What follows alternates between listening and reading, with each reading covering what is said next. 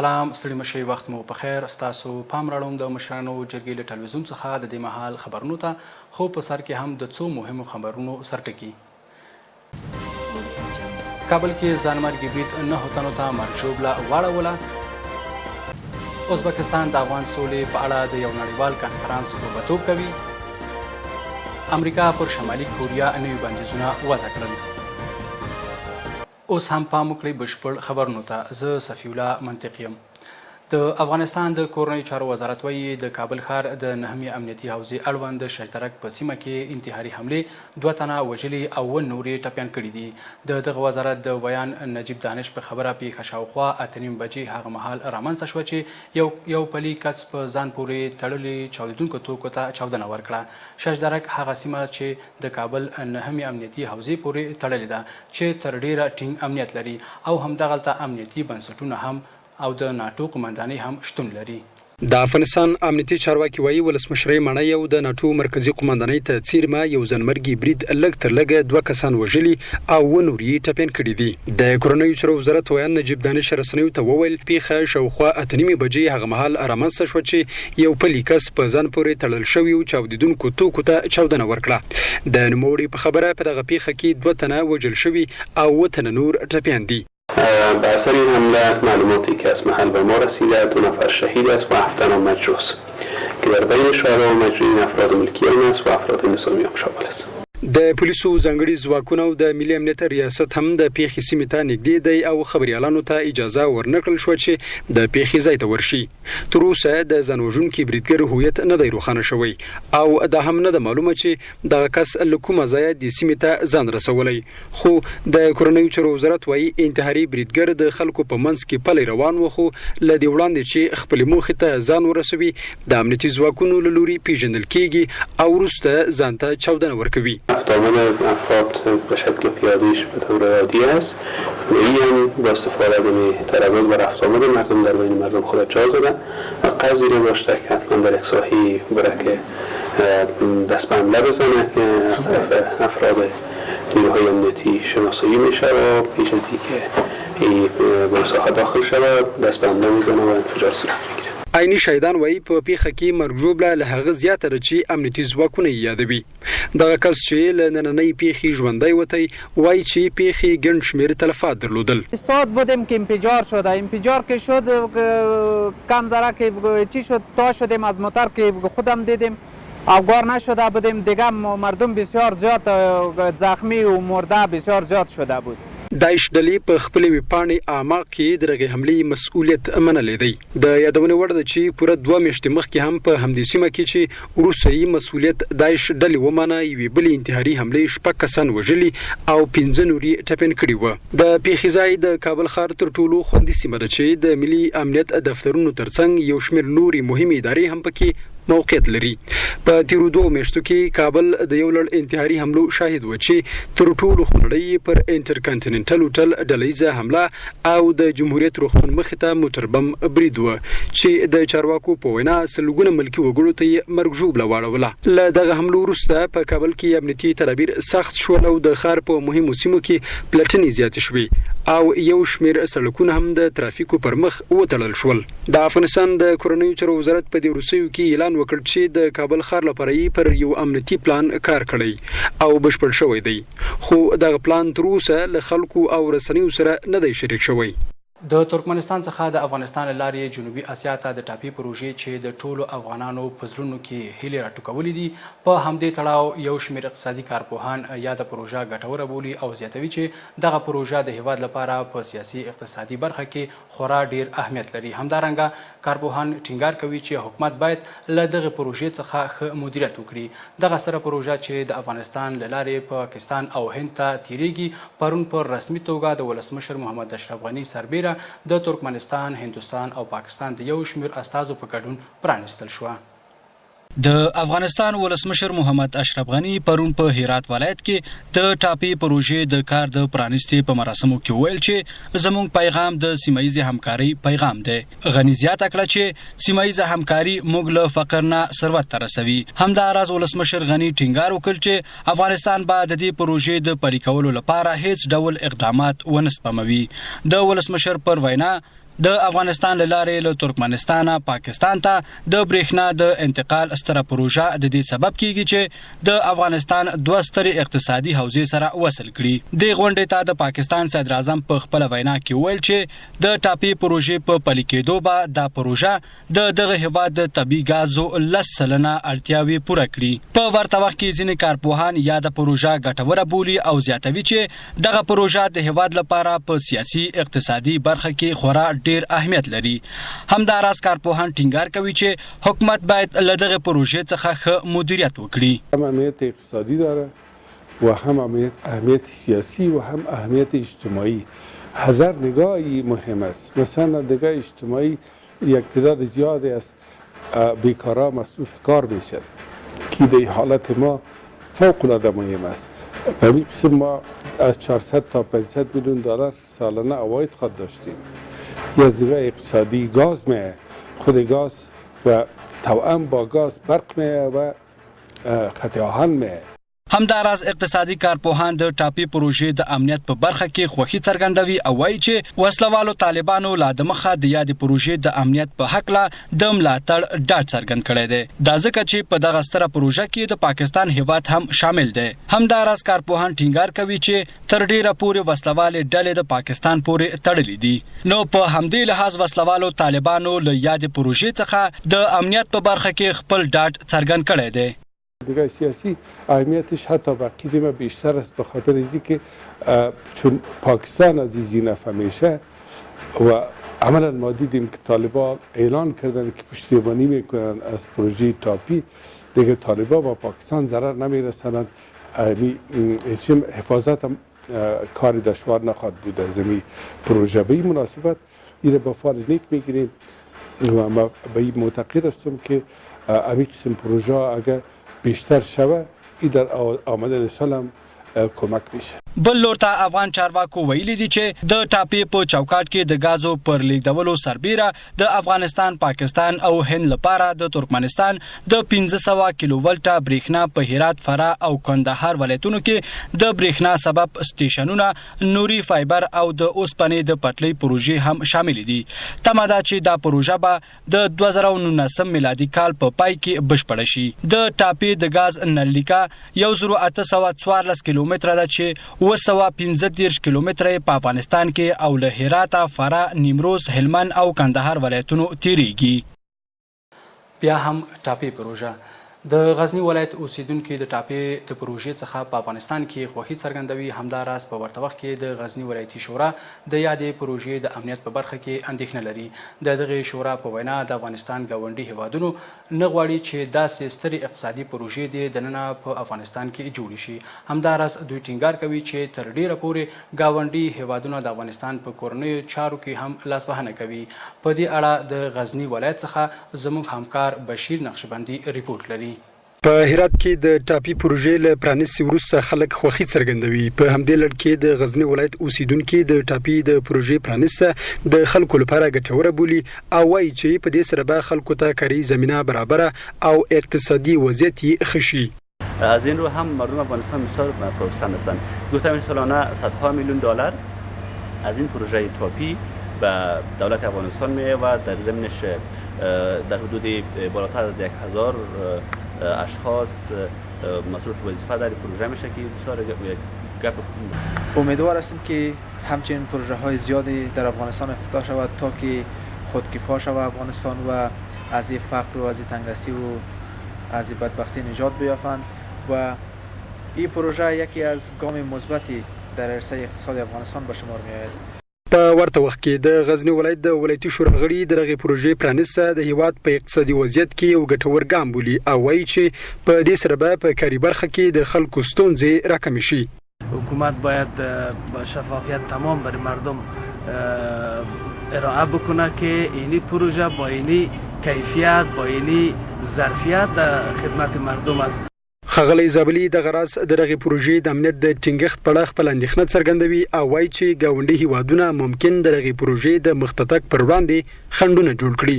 در قسمت تامین امنیتش یک سلسله نگرانی ها موجود می باشه. عبارت از این است که کشورهای همسایه ما نمیخواهد که افغانستان به یک صلح و ثبات و سعادت و خوشبختی و ترقی برسد.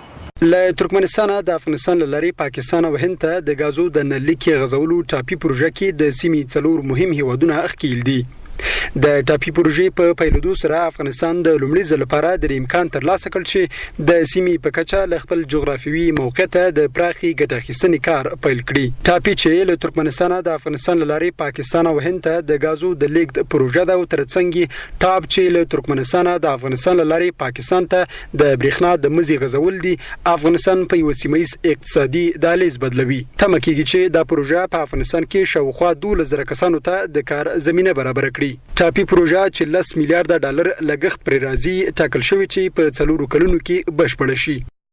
ازبکستان به د روسیې، چین، د امریکا د متحده ایالاتونو او یو شمېر نورو هیوادونو په ګډون د افغانستان د امنیت او سولې لپاره د یو نړیوال کنفرانس کوربه شي. همداراز ازبکستان د بهرنیو چارو وزیر په مسکو کې د روسیې د بهرنیو چارو له وزیر سرګی لاروف سره تر لیدنې وروسته ویلي چې یو شمېر هیوادونو ته په دې غونډه کې د ګډون بلنه هم ورکړل شوې ده او په دې ناسته کې به روسیه، چین او د امریکا متحده ایالاتونه د نړیوالو قدرتونو په استازیتوب برخه واخلي. پاکستان، ایران او هند به د سیمایزو په استازیتوب ګډون پکې وکړي. تمه ده چې دا غونډه د مارچ په 26مه په تاشکند کې جوړه شي. ازبکستان به د روسیې، چین، د امریکا د متحده ایالاتونو او یو شمېر نورو هیوادونو په ګډون د افغانستان د امنیت او سولې لپاره د یو نړیوال کنفرانس کوربه شي. همداراز د ازبکستان د بهرنیو چارو وزیر په مسکو کې د روسیې د بهرنیو چارو له وزیر سرګی لاروف سره تر لیدنې وروسته وویل چې یو شمېر هیوادونو ته په دې غونډه کې د ګډون بلنه هم ورکړل شوې ده او په دې ناسته کې به روسیه، چین او د امریکا متحده ایالاتونه د نړیوالو قدرتونو په استازیتوب برخه واخلي. پاکستان، ایران او هند به د سیمایزو په استازیتوب ګډون پکې وکړي. تمه ده چې دا غونډه د مارچ په 26مه په تاشکند کې جوړه شي. په همدې تړاو د ازبکستان د بهرنیو چارو وزیر ویل چې ازبکستان د افغان سولې په اړه سعودي عربستان، متحده عربي اماراتو او ترکیې ته هم په دغه غونډه کې د ګډون لپاره بلنلیک استولای او د ملګرو ملتونو امنیت شورا ته مو د روان میلادي کال په پیل کې د دې کنفرانس د جوړېدو وړاندیز کړی و. د کاملوف په وینا په دې غونډه کې د ګډون لپاره د ملګرو ملتونو او اروپאי ټولنې د استازو هم هرکلی کیږي. بل لور ته د بهرنیو چارو د وزیرانو په کچه د تاشکند په غونډه کې به د منځنۍ اسیا د هیوادونو استازي هم برخه اخلي. د ازبکستان د بهرنیو چارو وزیر وایي د یو ګاونډي په توګه تاشکند د افغانستان ناامنیو ته اندېښنه لري. همداراز ټاکل شوې ده چې د روانې اونۍ د چهارشنبې په ورځ په کابل کې د لسګونو هیوادونو او نړیوالو مؤسسو استازي غونډه وکړي. د یادونې وړ دی چې د افغانستان د سولې عالي شورا وایي چې د چهارشنبې په ورځ به د کابل په روسیې په ناسته کې به د وړاندې کېدونکې طرحې اساسي تمرکز د سولې د عملي اقداماتو په اړه وي. د امریکا د خزانه وزارت پرون جمعه اعلان وکړ چې د شمالي کوریا له اټومي او د مسایلو جوړولو د پروګرامونو په تړاو پر 50 بیړیو او شرکتونو او یو وګړي نوي بندیزونه لګولي دي.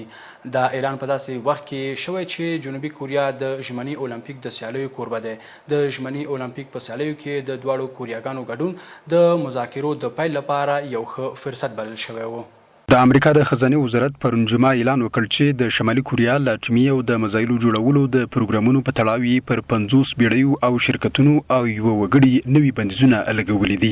د امریکا حکومت دا کار ځکه کړی چې د شمالي کوریا رژیم پر خپل اټومي پروګرام او د مسایلو د جوړولو پر پروګرام پر لګیدلو بندیزونو تیری کړی دی. د امریکا د متحده ایالاتو ولسمشر ډونالد ټرمپ پرون په میریلند ایالت کې د محافظه‌کار سیاسي عمل کنفرانس ته وویل چې پر شمالي کوریا په بیساري ډول شدید بندیزونه لګول شوي دي. د امریکا د خزانه وزارت د بهرنیو پانګو د کنټرول ادارې په حواله هغه وګړي چې بندیز ور باندې لګول شوی سانګ یونګیانګ نومیږي چې د چین تابع او د تایوان په تایپی سیمه کې اوسېږي خو پر هغه د بندیز لګولو جزئیات یې نه دي څرګند کړي. د امریکا د خزانه وزیر سټیفن منوچن پرون په واشنگټن کې خبري کنفرانس ته وویل چې د سمندري اکمالاتو پر شرکتونو او هغه بیړیو بندیز لګولای چې د شمالي کوریا له رژیم سره د هغوی د وسلو د خطرناک پروګرام د تمویل لپاره مرسته کوي. دا اعلان په داسې وخت کې شوی چې جنوبي کوریا د ژمني اولمپیک د سیالیو کوربه دی. د ژمني اولمپیک په سیالیو کې د دواړو کوریاګانو ګډون د مذاکرو د پیل لپاره ښه موقع بلل شوې وه. د امریکا د متحده ایالاتو ولسمشر ډونالد ټرمپ تېره میاشت له رویټرز خبري اژانس سره په مرکه کې ویلي و چې روسیه له شمالي کوریا سره مرسته کوي چې له نړیوالو بندیزونو ځان خلاص کړي. ټرمپ ویلي و چې مسکو د شمالي کوریا په مسله کې له امریکا سره مرسته نه ده کړې. د امریکا د خزانې وزارت د بندیزونو په نوي لیست کې د روسیې د وګړو یا شرکتونو یادونه نه ده شوې. د مالی منابعو د څار ادارې ویلي دي چې پاکستان د ترهګرو د مالی ملاتړ په څار لیست کې نه دی ورکړل شوی. په پاریس کې د مالی منابعو د څار نړیوالې ادارې تایید کړي چې د پاکستان نوم د ترهګرو د مالی ملاتړو په څار لیست کې نشته. د روانې اونۍ په پیل کې چین، ترکیه او د خلیج د همکارۍ د شورا غړو هیوادونو د ترهګرو د مالی ملاتړ په لیست کې د پاکستان د شاملولو سره خپل مخالفت څرګند کړی و. د مالی منابعو د څار ادارې ویلي دي چې پاکستان د ترهګرو د مالی ملاتړو په څار لیست کې نه دی ورګډ شوی. په پاریس کې د مالی منابعو د څارنې د نړیوالې ادارې یا FATF ویاندې الکساندرا دانیل د جمعې پورس تایید کړ چې د پاکستان نوم د ترهګرو د مالی ملاتړو په څار لیست کې نشته. د رویټرز خبري اژانس د مخه د یو ډیپلوماټ په ګډون چې نه غوښتل نوم یې یاد شي د دوه مقاماتو لخوا لیکلي چې د مالی منابعو د څارنې د نړیوالې ادارې پاکستان حکومت یو ځل بیا د ترهګرو ډلو د مالی ملاتړو هیوادونو په څار لیست کې شامل کړ. تر اعلامیې وړاندې د ریپورټونه و چې پاکستان باید د ترهګرو د مالی ملاتړو هیوادونو په نوملړ کې شامل شي. د رویټرز په راپور کې د هم لیکل شوی و چې پاکستاني چارواکو تر وروستۍ شېبې پورې هڅه وکړه چې د دې ډول تصمیم مخه ونیسي، خو د پاکستان د لوړپوړي مقام په وینا د مالی منابعو د څارنې د نړیوال ادارې غړو د پنځشنبې د ورځې ناوخته پاکستان بیا په دغه لیست کې شامل کړ. 2 ورځې مخکې د پاکستان د بهرنیو چارو وزیر خواجه آصف په خپل یو ټویټري پیغام کې ادعا کړې و چې د FATF غړي هیوادونه د ترهګرو د مالی ملاتړو په څار لیست کې د پاکستان د شاملولو په اړه د نظر اختلاف لري چې دغه تصمیم د 3 میاشتو لپاره وځنډوي. د روانې اونۍ په پیل کې چین، ترکیه او د خلیج د همکارۍ د شورا غړو هیوادونو د ترهګرو د مالی ملاتړو په لیست کې د پاکستان د شاملولو سره خپل مخالفت څرګند کړی و. خو د رویټرز خبري اژانس په وینا چین او د خلیج د همکارۍ شورا د پنځشنبې په ماښام د خپل مخالفت نه لاس واخیست. د ترهګرو د مالی ملاتړ په څار لیست کې د پاکستان شاملول د امریکا د متحده ایالاتو د هغو هڅو یوه برخه ده چې غواړي اسلام آباد د ترهګرو ډلو سره خپل اړیکې وشلوي. امریکایي مقامات همداشان پاکستان د ترهګرو ډلو په ملاتړ تورن کړی چې له هغوی څخه په افغانستان کې د نیابتي جګړې لپاره کار اخلي. دغه ادعا د اسلام آباد له لوري رد شوې او پاکستاني مقامات ویلي چې د هیواد په خاوره کې د ترهګرو لپاره هیڅ امن ځای نشته. دا لومړی ځل نه دی چې د پاکستان حکومت د مالی منابعو د څارنې د نړیوال ادارې د غړو هیوادونو یا FATF له لوري په جدي توګه ارزول کیږي. دا هیواد د 2012 نه تر 2015 پورې هم د FATF لخوا تر څارنې لاندې و. د مالی منابعو د څارنې نړیواله اداره 30 غړي لري چې د سعودي عربستان په ګډون د خلیج د حوزې هیوادونه هم پکې شامل دي. د دې ادارې اصلي ماموریت د پیسو د تطهیر پر ضد مبارزه ده چې ترهګري ډلې له دې لارې تمویلېږي. اوس هم د هیواد په ګډون د څو ولایتونو د هوا حالت.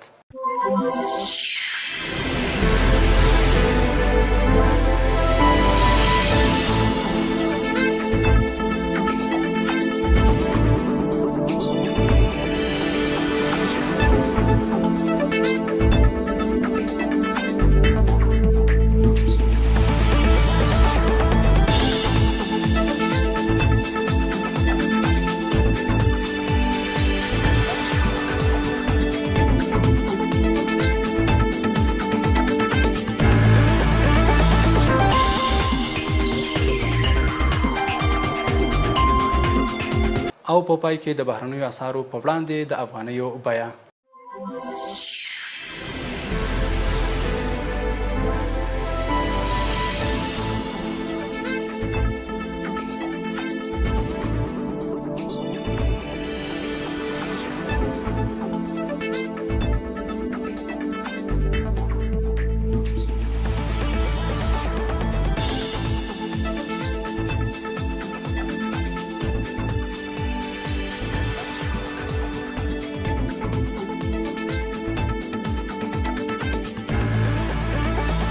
قدرمن لیدونکو دا وه زموږ نننۍ خبري ټولګه چې درته وړاندې شوله. تر بیا ښې چارې.